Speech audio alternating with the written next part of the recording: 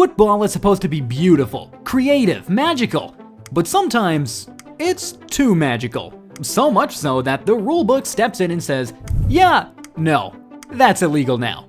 One player started dribbling with his head and got assaulted mid-match. Another used a cheeky backheel free kick to score and forced FIFA to rewrite the rulebook. And no, we're not talking about flashy street moves or viral TikTok skills. We're talking about tricks so disruptive, so outrageous, so unfair. They were banned from the game forever. But here's the kicker. Some of these tricks weren't illegal at all, until someone dared to pull them off. Stick around, because in this story, every flick has consequences. And one move? It was so clever, it got erased from history. Number 1, the flick that broke football. Let's start with one of the most controversial moves ever pulled off in a top-flight match, the stepover penalty. The year was 2005. Arsenal, Highbury, Robert Pires steps up to take a penalty. Thierry Henry is nearby. Everyone assumes Pires is going to shoot, but instead, he taps the ball forward. That's it, just a little roll. Henry sprints in to finish it, but completely misreads it. The ball doesn't move enough. They both stop. The ref calls a foul. Chaos. Now, this move wasn't actually new. Back in 1982, Johan Cruyff had done it successfully, rolling the ball for a teammate to smash it in. It was cheeky, legal, and effective. But after Pires and Henry fumbled it on one of the biggest stages, the referees got serious. UEFA quietly warned against the move, and today, even if it's done correctly, it's likely to be disallowed. Why? Because it's against the spirit of the game. Translation, don't make the defenders look too stupid. Number 2, the seal dribble ban. Imagine trying to stop a guy running full speed, with the ball balanced on his head. Mid-2000s, meet Kurlan, a Brazilian prodigy who turned the absurd into a weapon. His move? The seal dribble. He'd flick the ball up and run with it on his head, forcing defenders to either risk a high boot foul or let him through. Fans loved it. Defenders, not so much. Boom! Kurlan got elbowed, body slammed, even kicked in the ribs.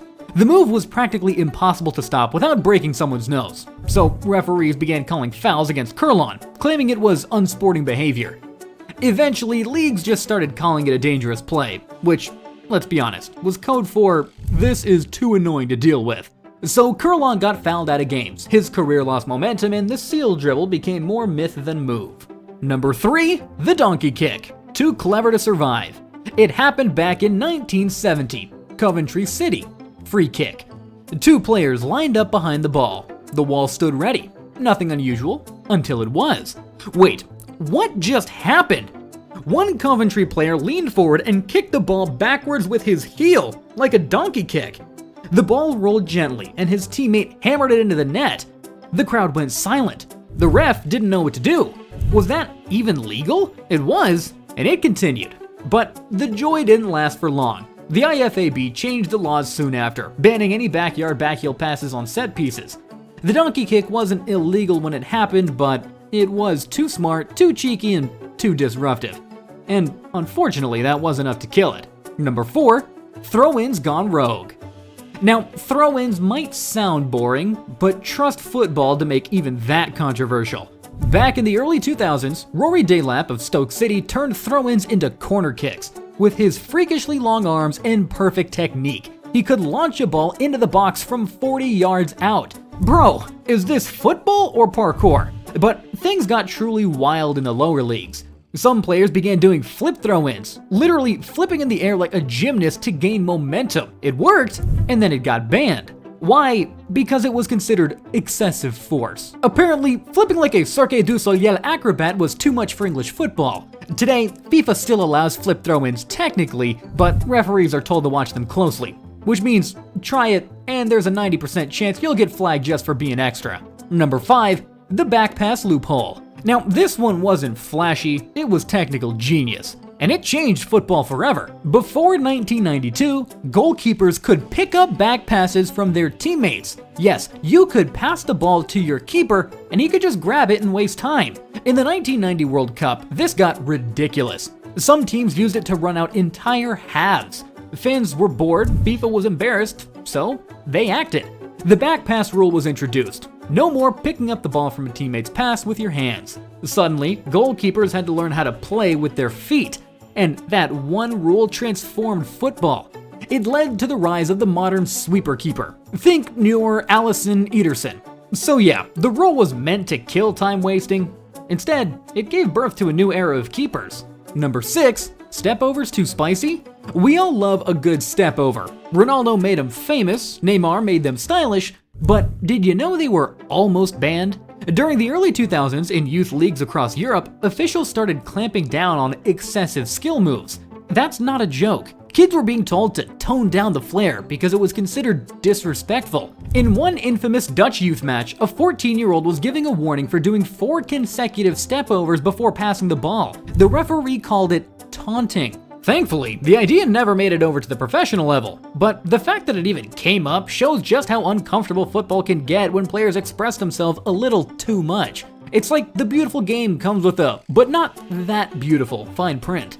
Number 7, the Neymar rule. Ah yes, Neymar, the king of flair and the guy who accidentally inspired a rule change. In the 2018 World Cup, Brazil faced Mexico. Neymar was dribbling near the sideline and started doing his usual showboating. Mexico didn't like it, a hard tackle came in, Neymar reacted a lot.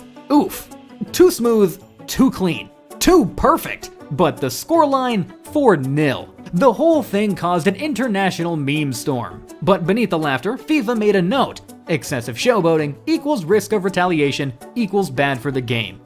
Soon after, referees began booking players not just for dangerous tackles, but for provoking them. Now, players can be warned or even carded for unsporting behavior, even if they don't commit a foul, just by embarrassing someone too much. Yes, in football, it's possible to get punished for being too good. Number 8, the standing on the ball move. Taunt or talent?